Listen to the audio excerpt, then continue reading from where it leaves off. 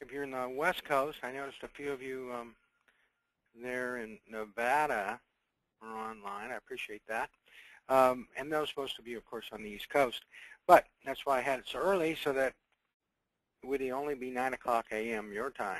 So anyway, let's get started. By the way, my name is Steve Dabbs, and I am a VA accredited claims agent. I don't work for the VA, but I am accredited by the VA.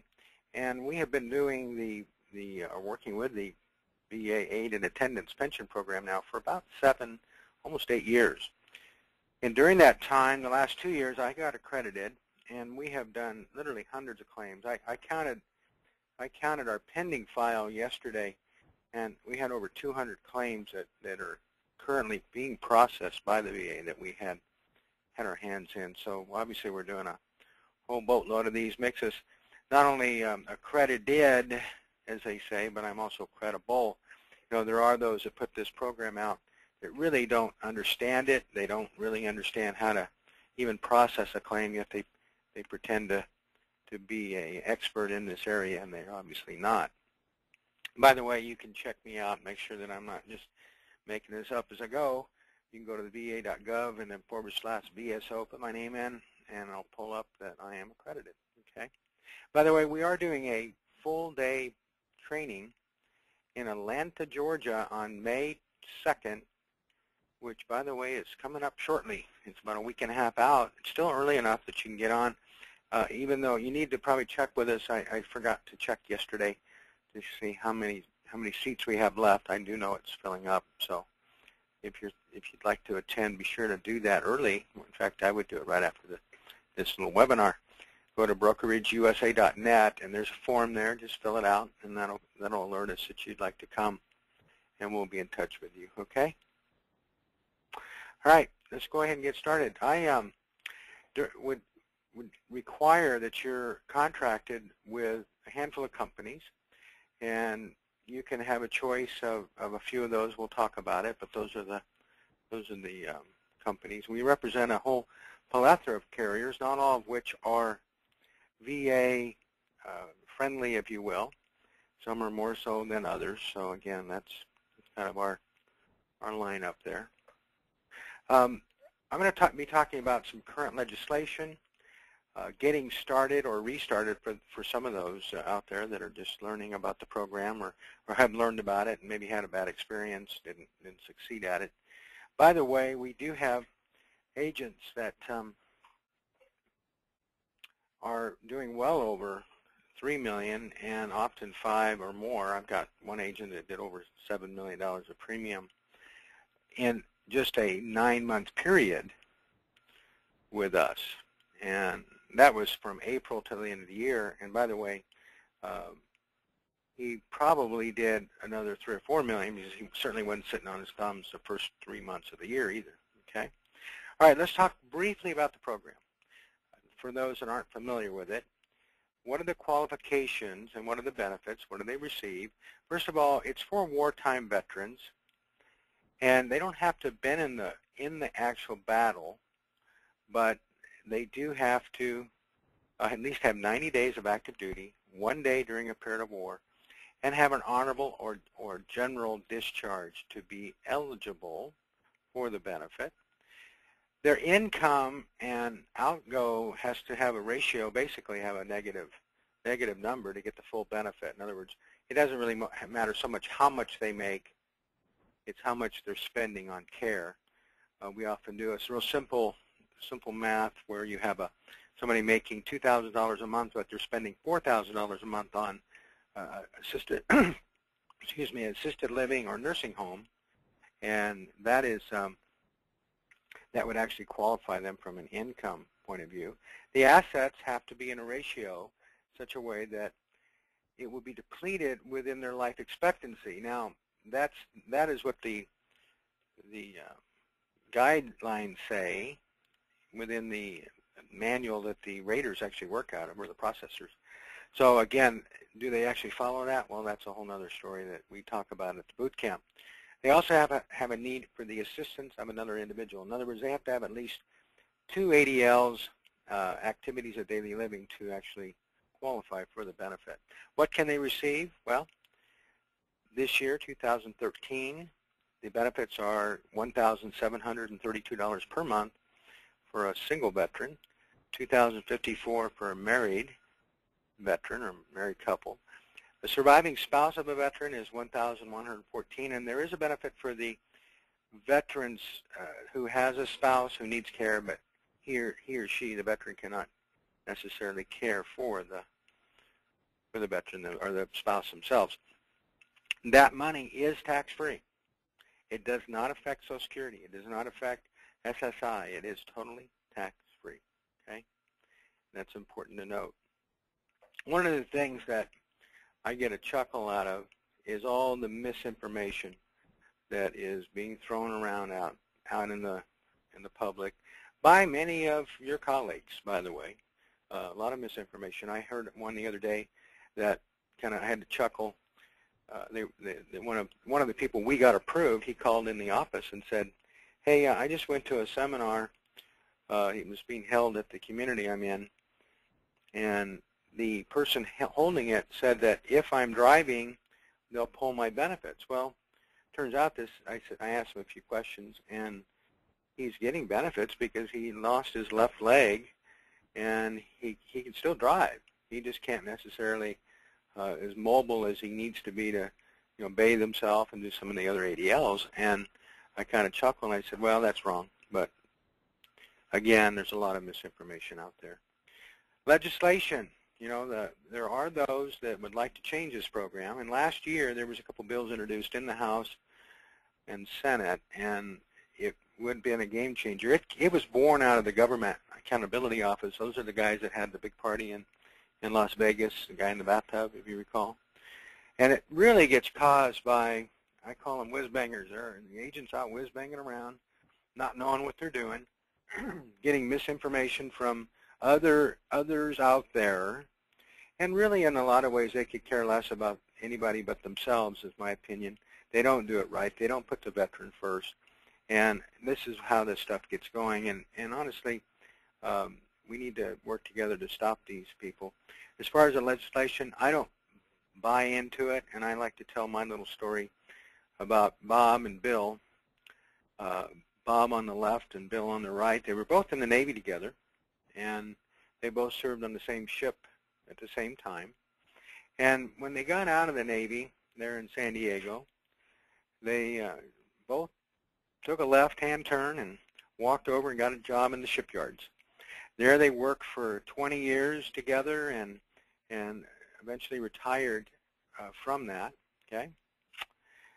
And of course, Bob, he was a pretty fun guy. He always had the best toys, and he always had a lot of fun and took trips, and had a lot of wives too. By the way, he eventually got a divorce from his lovely bride.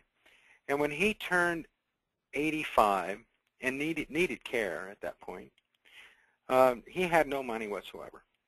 And he was able to get the VA benefits. He was able to get other government benefits, and basically was well taken care of.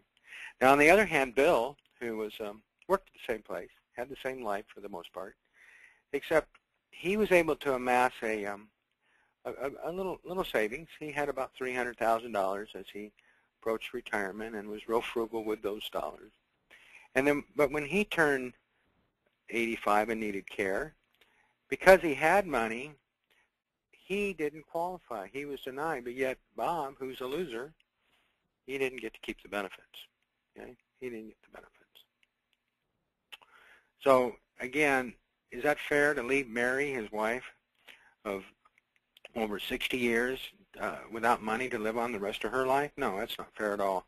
But again, that's what some of the legislators would like to think. Now, I track these bills on govtrack.us. Great site. Sign up for it, and they'll send you updates. In fact, last week when I was getting ready to do this meeting to talk about the bills, where they went, by the way, this is where I get this information, and they, just so you know, the House bill did not move forward at all, and the U.S. Senate bill died in committee, so it didn't even make it onto the floor at all to be voted on. But get this, on April 17th, which was just a few days ago, the bill was reintroduced in the Senate by the same people. Again, they're hell-bent for whatever misguided reason to change this law. And again, it's going to be our job to push back. I'm already working on my series of letters that I sent last year. By the way, if you're in any of these states, I'm going to be in Georgia, like I said, doing a meeting, and they're looking at like that. Johnny is a Republican, so maybe we'll have a little luck there. We can get him to push back on the bill. And of course, I would highly suggest that you write your senator and congressman. And I don't know that it would hurt so much to write, like in North Carolina, let him know that you don't agree with the bill as well. Okay? That's just my opinion. I don't have a crystal ball. I don't know where these things will go. I do know that we can have an impact if we try. So again, that's up to you. I think again, it's these people that are out there whiz-banging around, and I've got them in my area. I came real close to getting one guy's license pulled because of his misdeeds, but again, we just got to keep working to get rid of these people. Again, currently the law is such that you can move assets one day and qualify for the next, okay, very next day. Oops. So anyway, excuse me, we got off track here. Again, I do want to emphasize currently, because if this law were to change, we potentially would have a 3-year look back on any assets transferred. Would that change us at all? Well, yes and no. I think that if the law passed in its current written state, yeah, it could be a, we're going to do all pre-planning is what we'll be doing. We'll still be working on it. We'll still be game on.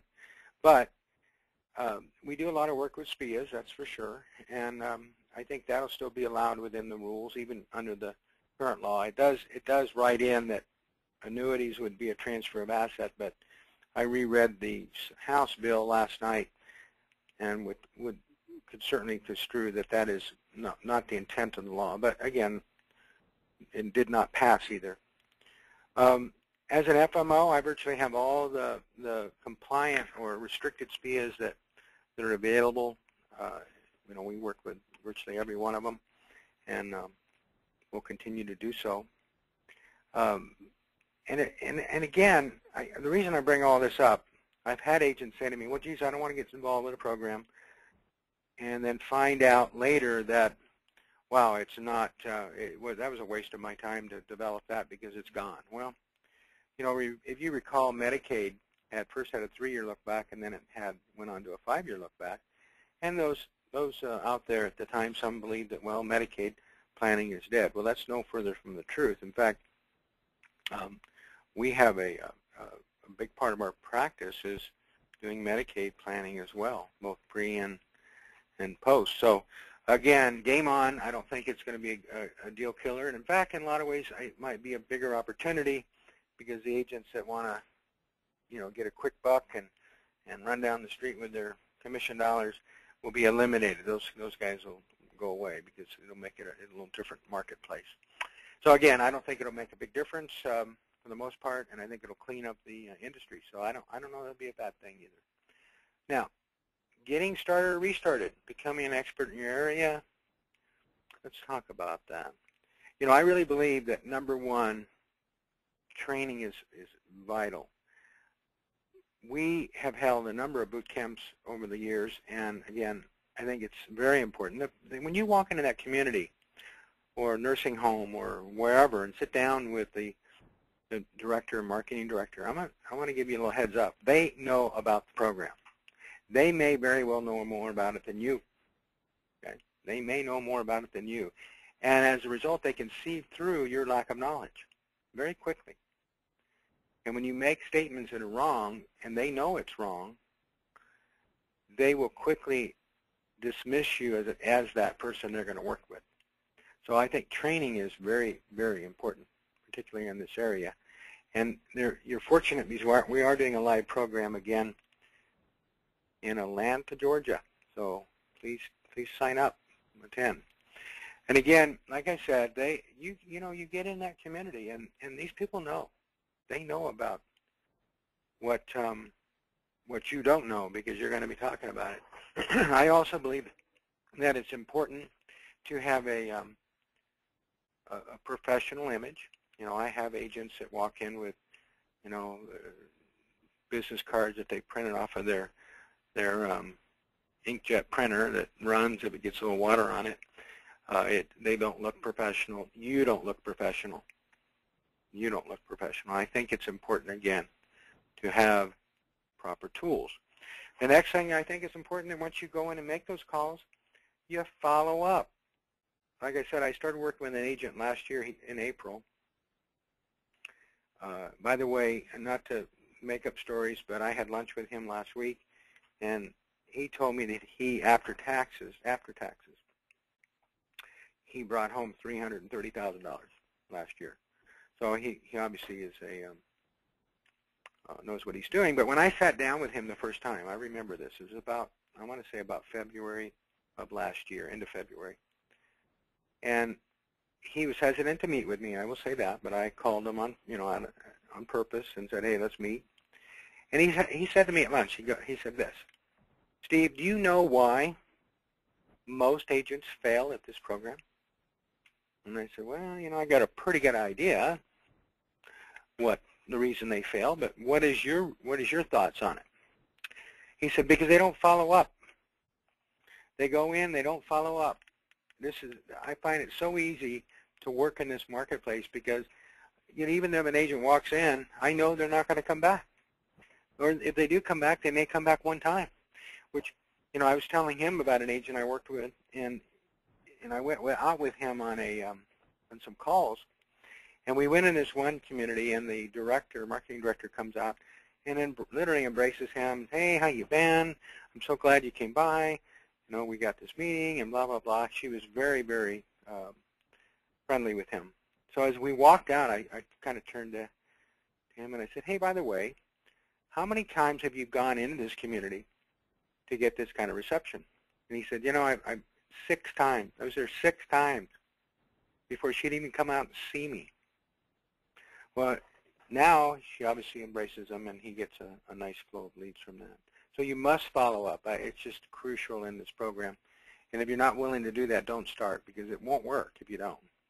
I also believe that you need the tools, and one, your first call might just be your business card. Hi, I stopped by, I want to introduce myself.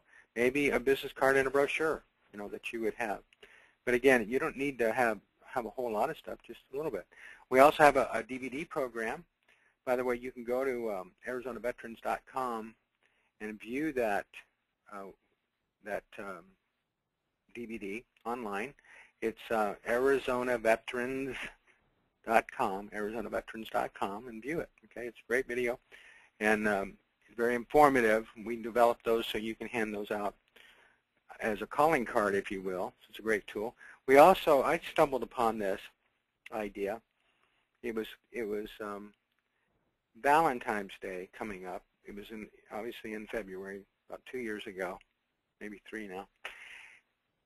And I had my wife go to the dollar store, and I think she went to Walmart, whatever, and got some mugs that had that heart theme on them for Valentine's Day. We threw some candy in it and threw a flag in it, and I walked into the communities, and I had a lot of fun with it. In fact, I remember the one I walked in. I had 2 of them with me, and I walked into the community, and I said to the front desk, "May I see the director?" And she goes, "She's busy," which they always say that. Okay, well, I understand that. I just would like to see her for a minute. I said, "Oh," and I handed her one of the mugs. I just kind of real slowly reached out and said, "Here you go." And of course, her eyes lit up. Oh my God, what is this? How? No one ever gives me anything. And she says, "Thank you so much." I said, "Well, you know what that is." She goes, "Well, yeah, it's a Valentine's Day gift. I appreciate it." "Well, yeah, it's that. But you know what it really is?" She goes, "What?" I said, "That's a bribe.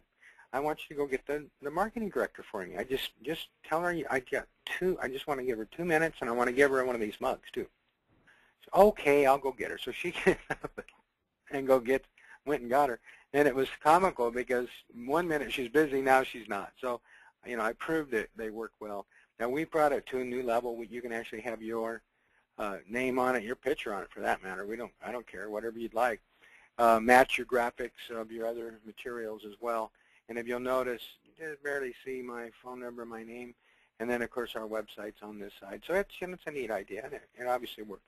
I also came up with a or found, I shouldn't say I came up with it. There's a candy company out of Pennsylvania that puts this candy bar out that is $1 million bill. Now, it really is kind of unique. And by the way, side note, chocolate is way too good.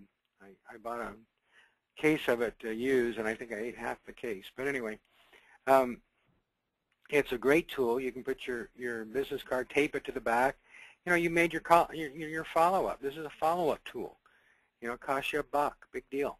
And you walk in and go, hey, I just dropped by again. Oh, hi, how you been? Now, you know, again, that follow-up is important. But at some point in time, you got to ask the important question, which, by the way, we teach that at the boot camp, that important question. So, again, we make it easy on you. I hear this objection from agents, or have heard it, where, you know, I tried that program, and all I ended up doing was paperwork. Well, first of all, it's illegal for you to do the paperwork. That's our job. We do the claim. We do the claims absolutely no charge to anybody. That's probably why we got so darn many of them. But at any rate, we do the claims, and our average turnaround time, which we give you as a tool, our average turnaround time is way below the national average. I have proof of claims that we've gotten approved, and I can show this. Under 7 days. Under 7 days. I've got 2 of them now that are under 7 days. One at 5 and one at 6 days approval, which is pretty amazing. I got a 2-week of surviving spouse approval. But all we ask you to do is these 2 pieces of paper, okay? And from that, I'm going to create in effect, a summary. I'm going to take those same numbers and put them in this format, and then I'm going to turn around and make a recommendation. We also do a pictorial presentation as well, and so you have both formats to go back in and talk to the family about what they should do, okay? I emphasize, do not give up. And in fact, reminds me of another little caveat. I went out with an agent again, and it was around Christmas time. I remember that well because it was raining out here in Arizona. It rarely rains. So it was raining out here, and we were running from the car to into the buildings, and we went by to visit one of the communities that this particular agent said he had a relationship with, but he wasn't getting any leads from them. Now, I wouldn't call that a relationship if they're not giving him referrals, but we went into the community, and we sat down with the director. She was very nice, very friendly with the agent. And by the way, the agent's name is Dan. And so we're sitting there, and I'm kind of listening to the 2 of them, and they're interacting fairly well together. And I finally said, you know, can I ask you a question? Her name is Loretta. And I said, Loretta, can I ask you a question? She said, sure. I said, you know, you seem to like Dan. You seem to like Dan. But I just am curious why you haven't given him any leads. Well, she was just about in shock that I'd asked such a question as that, and so boldly and bluntly.